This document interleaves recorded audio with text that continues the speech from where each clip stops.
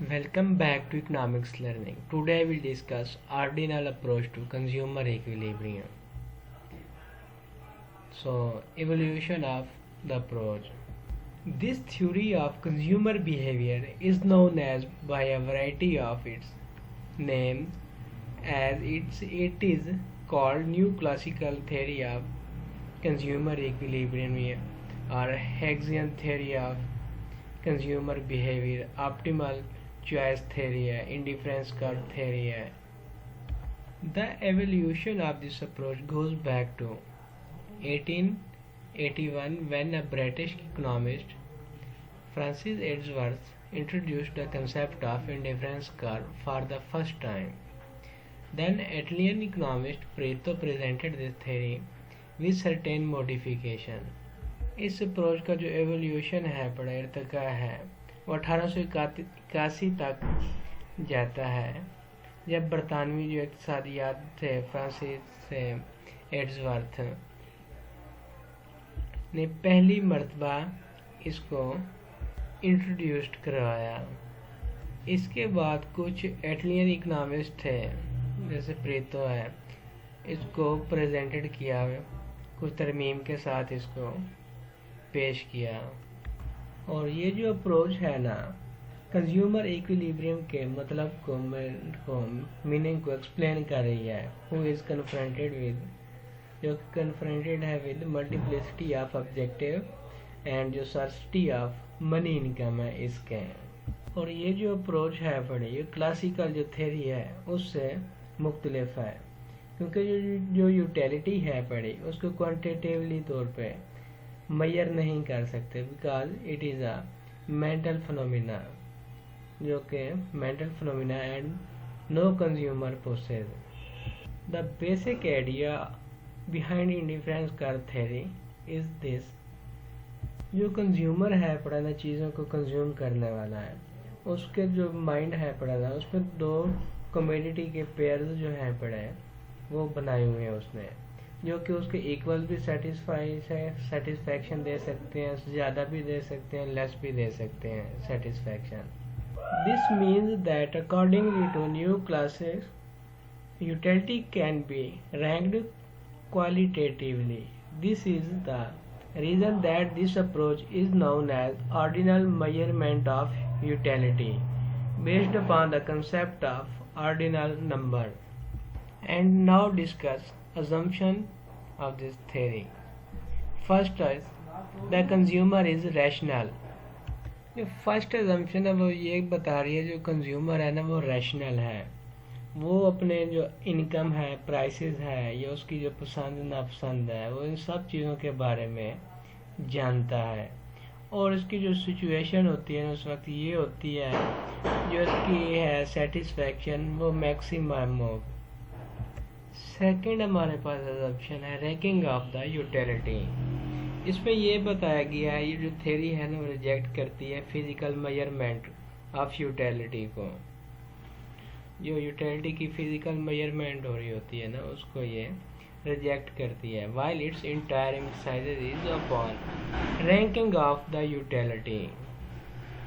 This means that a consumer can express his preferences, जो एक consumer है वो एक्सप्रेस कर रहा होता है अपनी प्रेफरेंसेस को, तरजीहत दे रहा होता है टू कमोडिटीज पर विच गिव हिम इक्वल, जो कि उसको सेटिस्फैक्शन लेवल है, इक्वल भी दे सकती हैं, मोर भी दे सकती हैं और लेस भी दे सकती हैं उसको सेटिस्फैक्शन।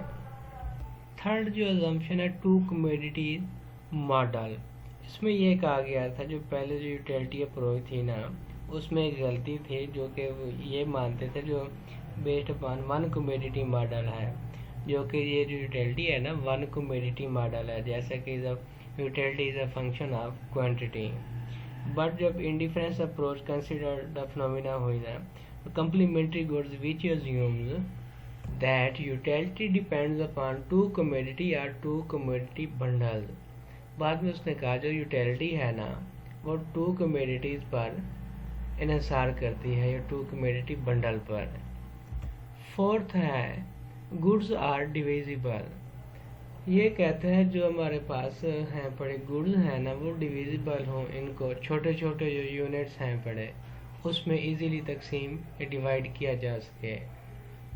इसके अकॉर्डिंग जो कंज्यूमर है पड़े ना, वो किसी भी चीज़ का हाफ या इसका क्वार्टर यूनिट है ना, वो ऑफ टू गुड्स का ले सकता है, कम्बिनेशन ऑफ टू गुड्स के कम्बिनेशन में एक का हाफ ले लिया, एक का क्वार्टर ले लिया, इस तरह वो इसका कम्बिनेशन बनाकर ले सकता है कमोडिटी का, गुड्स का।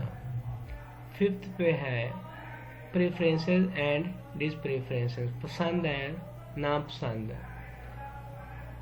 This view regarding to preferences and dispreferences of consumer, ये जो अजम्पशन है जो कंज्यूमर है पड़ा ना, उसके जो पसंद और नापसंद है उसको ज़ाहिर करती है। His preferences shows which combination of two community he wish to have. ये प्रेफरेंसेस है ना, वो ये शो करती है जो कि कंज्यूमर है वो अपने जो कौन से कम्बिनेशन ऑफ टू गुड्स को पसंद करता है। जो डिस प्रेफरेंसेस वो शो करती है कम्युनिटी के बंडल को कौन सा विश नहीं कर रहा होता। जैसे कि डिस प्रेफरेंसेस में है combination air pollution and the noise. Meanwhile, we are confronted with the notion of indifference, which shows that the consumer is indifferent between pair of two commodities and does not prefer any one amongst them. This assumption shows that the consumer has to face the situation of either preference or indifference. 6 is axiom of completeness, मुकम्मल तौर पर मदद। This assumption means that a consumer has a complete picture of the bundle of two commodity, जो कि show कर होता है, जिसका मतलब है जो कंज्यूमर है कंप्लीट पिक्चर है टू कमोडिटी के बंडल की। जैसे कि फर्स्ट है कंज्यूमर है प्रीफर कर होता है कम्बिनेशन ए से बी को, सेकंड पे कर रहा होता है वो प्रीफर कम्बिनेशन बी टू ए, और थर्ड पे आ जाता है वो जो कंज्यूमर है वो इन दोनों के बीच में कम्बिनेशन में ए एंड बी के बीच में इंडिफरेंस होता है। जब कंज्यूमर ए कम्बिनेशन से दूसरे कम्बिनेशन को प्रेफर कर रहा होता है तो ये क्या है, strong ordering, while the inclusion to preferred combination with indifference combination, या प्रेफर्ड कम्बिनेशन से इंडिफरेंस कम्बिनेशन के साथ होता है तो ये क्या है, वीक ऑर्डरिंग होता है। और ये जो एक्सियम है इसको एक्सियम ऑफ कंपैरिजन और कंप्लीटिंग ऑर्डरिंग के नाम से भी जाना जाता है। कंपैरिजन का जो एक्सियम है वो गारंटी दे रहा होता है existence of the term consistency which is necessary, जो कि ज़रूरी कंडीशन है पड़े कंसिस्टेंस चॉइस की। नेक्स्ट है 7 नंबर पे एक्सियम ऑफ कंसिस्टेंसी। कंसिस्टेंसी का मतलब होता है गाढ़ापन, मेल। The consumer is consistent in his decision, जो कि कंज्यूमर है अपने डिसीजन जो उसने लिया हुआ है उसमें कंसिस्टेंट है बड़ा। इट मीन जो कि इसका मतलब है एक पीरियड में, एक टाइम पीरियड में वो प्रेफर कर होता है A combination to B combination, he while not preferred B combination to A combination, जो कि एक पीरियड में ए से बी की कम्बिनेशन की तरफ प्रेफर कर रहा था तो वो बी से ए को कम्बिनेशन की तरफ पीरियड में नहीं आएगा। नेक्स्ट है axiom of dominance. This assumption state that the consumer prefer one more to less. ये जो है बड़ी assumption ये बयान करती है जो कंज्यूमर है ना वो प्रेफर कर रहा होता है ज़्यादा से कम की तरफ, मोर टू लेस है। As if any bundle like A has more unit of X and Y, जो कि ए बंडल है उसके पास, कंज्यूमर के पास, उसके जो यूनिट एक्स एंड वाई हैं वो ज़्यादा हैं पड़े, other than like B bundle, जो उसके पास बी था उससे ज़्यादा हैं पड़े। Then consumer will prefer to A to B, A में ज़्यादा थी कम्युनिटी इसलिए वो बी की तरफ प्रेफर कर रहा है, because more is always prefer to less. 9th इज axiom of reflexiveness. Any bundle और combination like A is indifference in itself. 10 पे है एक्सियम ऑफ ट्रांजिटिविटी। जो ये अजम्पशन है ना, ये बताती है जो कंज्यूमर है वो इंडिफरेंस बिटवीन दो कम्बिनेशन के दरमियान में इंडिफरेंस है, तो थर्ड जो कम्बिनेशन होगा उसके दरमियान में भी ये इंडिफरेंस हो सकता है।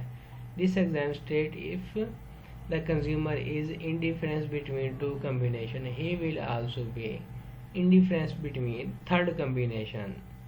एंड लास्ट जो है हमारे पास अजम्पशन है axiom of non satiation of monotonicity.